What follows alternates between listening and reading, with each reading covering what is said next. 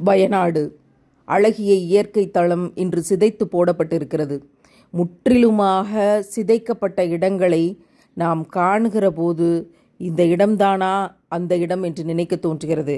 ஆம்புலன்ஸில் முதல் 10 ஆம்புலன்ஸுகள் இறந்து போன உடல்களை கொண்டு செல்கின்றன என்கிற காட்சிகளும், இங்கே பார்க்கிற இந்த காட்சிகள் ஏதோ இங்கே பெரிய ஆறு ஓடிக்கொண்டிருந்தது, அதில் ஏதோ பிரச்சனை என்பதற்கான இடங்கள் இல்லை. இங்கே நூற்றுக்கணக்கான ஆயிரக்கணக்கான மக்கள் வாழ்ந்தார்கள். அந்த இடங்கள் இன்றைக்கு முழுவதுமாக சிதைக்கப்பட்டு இடிந்து விழுந்து கிடக்கிறது. எப்போது நீருக்கு கோபம் வரும், எப்போது அது பொங்கி எழும், எப்போது நம்மை அது அழிக்கும் என்பது நம் கையில் இல்லை என்பதற்கான ஆகப்பெரிய அத்தாட்சிகளாக ஒவ்வொன்றாக ஒவ்வொரு ஊரிலும் நடந்து கொண்டேதான் இருக்கிறது. இப்போது நீரின் பிரவாகம், நிலச்சரிவு, அதன் கொடுமைகள், அதனுடைய காட்சிகளை நாம் பார்த்து கொண்டுதான் இருக்கிறோம். இதோ ஏதோ ஒரு இடத்தில் இருந்து எழுந்து வரக்கூடிய நிலையில் இருக்கிற மூதாட்டியாக அவர்கள் இல்லை. மண்ணுக்குள் எவ்வளவு நேரம் புதைந்திருந்தார்கள், எவ்வளவு நேரம் மூச்சை பிடித்து கொண்டிருக்கிறார்கள். கொஞ்சம் கொஞ்சமாக மண்ணை எடுத்து அவர்களை வெளியே கொண்டு வருகிற போது இதில் நமக்கு படிப்பினை இல்லையா? தண்ணீருக்குள் இருந்து பிள்ளையை தூக்கி கொண்டு ஓடி வருகிற ஒரு சகோதரன் அந்தரத்தில் தொங்கிக் கொண்டு பணி செய்கிறவர்கள் சொல்லும்போது நமக்கு அத்தாட்சிகள் இல்லையா? நாங்கள் இங்கே இருந்து தப்பித்து வந்தோம். 3 மணி இரவில் நடந்தது, 2 மணி இரவில் நடந்தது, ஒரு ஊரையே காணவில்லை. நாங்கள் இங்கே காப்பாற்றப்பட்டோம். என்னிடம் இருந்த வீடு போய்விட்டது, என் ஊரையே காணவில்லை என்றொருவர் கதறி அழுகிற இந்த காட்சிகளில் நமக்கு படிப்பினைகள் இல்லையா? உயிரை அடமானம் வைத்து வேலை செய்கிறார்கள். யாரையாவது காப்பாற்றி விட மாட்டோமா? பையாக சுருட்டி கொண்டு போகிற உடல்கள். தன்னுடைய எஜமானரையும் தன்னுடைய வீட்டையும் நிலச்சரிவுக்கு மத்தியிலே உறவுகளை தேடி ஒரு நாய் கூட அலைந்து கொண்டிருக்கிறதே. இந்த காட்சிகளில் நமக்கு படிப்பினைகள் இல்லையா? மரணம் இப்போதைக்கு இல்லை என்று நினைப்பவன் பொருளை சேர்ப்பதில் நாயாய் அலைகிறான். எந்த நேரத்திலும் மரணம் என்ற நிதர்சனத்தை புரிந்தவர்கள் நாம் இறைவனை நோக்கி நகர வேண்டும்.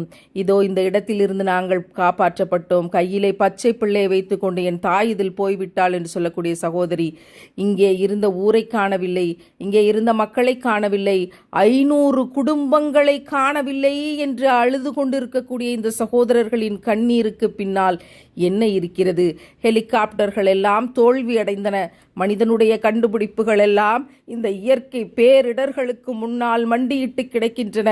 மனிதா, உன்னால் என்ன செய்துவிட முடியும் என்று இந்த இயற்கையினுடைய அத்தாட்சி நம்மை பார்த்து கேள்வி கேட்கிற நம்முடைய அத்தனை அறிவும் தோற்று போயிருக்கிற இந்த தருணங்களை பாருங்கள்.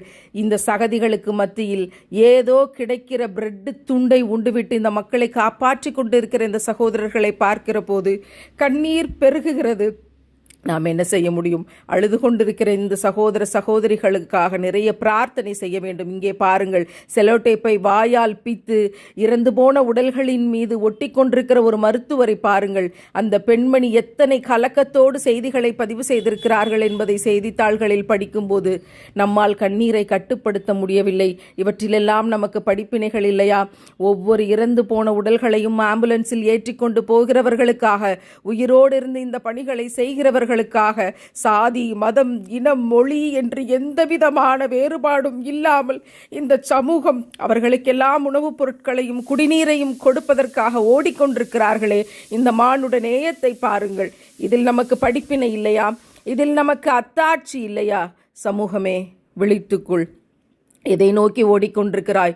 ஓடிக்கொண்டிருக்கிற தண்ணீரில் இதோ அடித்து செல்லப்பட்டு ஒரு உயிர் போய்விடக் கூடும் என்ற நிலையில் 5 பேர் சேர்ந்து உள்ளே போய் அவர்களும் சேர்ந்து சாகத்தான் போறார்களா என்ற நிலையில் எப்படியாவது பாதுகாக்க வேண்டும் என்று உயிரை அர்ப்பணித்து உழைக்கிற இவர்களுக்கு இந்த இம்மையில் கூலி என்ன?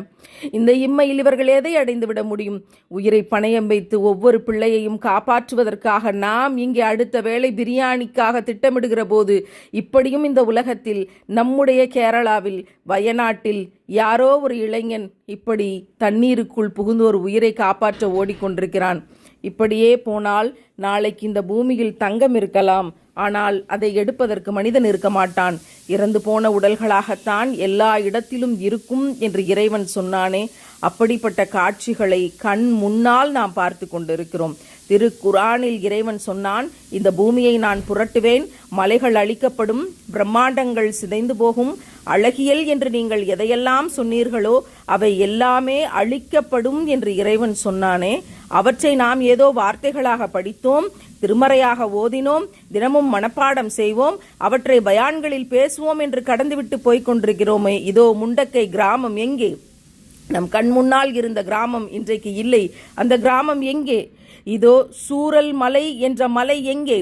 அங்கே இருந்த கிராமம் எங்கே? அங்கே இருந்த மக்கள் எங்கே? இதோ மேப்பாடி என்று இருந்த கிராமம் எங்கே?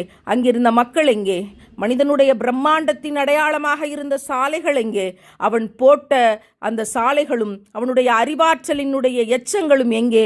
எதுவுமே இல்லாமல் அத்தனையும் திருப்பி போடப்பட்டு அழிந்து போய் 500 மக்களை காணவில்லை, 500 குடும்பங்களை காணவில்லை, 2 மலைகளை காணவில்லை, என்னுடைய ஊரையே காணவில்லை என்று பரிதவித்து நிற்கிற இந்த பரிதவிப்பின் பின்னால் மனித கூட்டமே படிப்பினைகளை பெற்றுக்கொள். நீ எத்தனை அலங்காரத்தில் வேண்டுமானாலும் இருக்கலாம், எத்தனை ஆடம்பரத்தில் வேண்டுமானாலும் இருக்கலாம், இறைவன் நாடிவிட்டான் என்றால் அது ஒரு நொடியில் புரட்டப்படும் என்பதற்கான கண் முன்னால் பார்க்கிற அத்தாட்சி இதுவாக இல்லையா? நீங்கள் ஆடம்பரத்தின் பின்னாலும் நீதமாக நடக்க முடியாது, அநியாயமாகத்தான் வாழ முடியும் என்று அரசியல் தளங்கள் இருக்கலாம். இதோ இந்த 6 முடிவெடுத்து விட்டால், இறைவன் அதை நாடிவிட்டால் உங்களுடைய வாழ்க்கை இப்படி ஆகும் என்பதற்கு இது அத்தாட்சி இல்லையா? மனித கூட்டமே, இங்கிருந்த மலையை காணோம், எத்தனை உசுறு போச்சுன்னு தெரியல என்று வயநாடு நிலச்சரிவின் சேதங்கள் குறித்து உள்ளூர் வாசிகள் விவரிக்கக்கூடிய ஒவ்வொரு காட்சியிலும் நமக்கு அத்தாட்சிகள் இருக்கிறது. உங்கள் கார்கள் எங்கே? உங்கள் பங்களாக்கள் எங்கே? உங்களுடைய சொத்துக்கள் எங்கே? இதோ ஒரு காலை வைத்து கொண்டு உள்ளே புதைந்து கிடக்கிற உடலை எடுப்பதற்காக போராடி கொண்டிருக்கிறார்களே. என் தாயை காணவில்லை, என் தகப்பனை காணவில்லை என்று அழுது கொண்டிருக்கின்ற இந்த சிறுவனின் கண்ணீருக்கு பின்னால் நாம் என்ன ஆறுதலை சொல்லிவிட முடியும்? குடும்பமாக எடுத்த புகைப்படங்கள் இருக்கின்றன, குடும்பத்தை காணவில்லை என்ற சோகத்தின் பின்னால் மனித கூட்டமே படிப்பினைகளை பெற்றுக்கொள். எந்த மலையையும் நான் சாய்ப்பேன், அது தூள் தூளாகும், அது பொசுங்கி போகும், கட்டிடங்கள் அனைத்தும் அழிந்து போகும், ஒரு நொடியில் அது நடக்கும் என்று இறைவன் சொன்ன காட்சிகளை உலகம் அத்தனையிலும் பல்வேறு இடங்களில் இன்றைக்கு நாம் கண்முன்னால் பார்த்து கொண்டுதான் இருக்கிறோம். மனித கூட்டமே, உன் ஆணவம் இப்படி அழியும், உன் அகங்காரம் இப்படி அழியும், உன் பாரம்பரிய பரம்பரை பெருமைகள் இப்படி அழியும் என்று இறைவன் அத்தாட்சியாக இந்த ஒவ்வொரு காட்சியையும் தந்திருக்கிறான். பூமியில் ஒரு உயிரினம் கூட மிச்சமில்லாமல் மொத்தமாக அழிந்துவிடும் என்று இன்றைக்கு விஞ்ஞானிகள் எச்சரிக்கை செய்து காணொளிகள் வெளியிடப்படுகின்றன. இன்னும் 250 மில்லியன் ஆண்டுகளில் பூமியில் ஒரு உயிரினம் கூட மிச்சமில்லாமல் அழிந்து போகும் என்று விடுக்கிற எச்சரிக்கை இன்றைக்கு வாழ்ந்து கொண்டிருக்கிற ஆணவ திமிரின் மனித கூட்டத்திற்கான எச்சரிக்கை தான். நீதமாக நடந்து கொள்ளுங்கள், அன்பாக இருங்கள், மற்றவர்களுக்கு உதவி செய்யுங்கள், ஆசைப்பட்டு சொத்துக்களை சேர்க்காதீர்கள், முடிந்த வரைக்கும் ஏழைகளுக்கு தினமும் உதவி செய்து கொண்டே இருங்கள், படிப்பினை பெற்றுக்கொள்.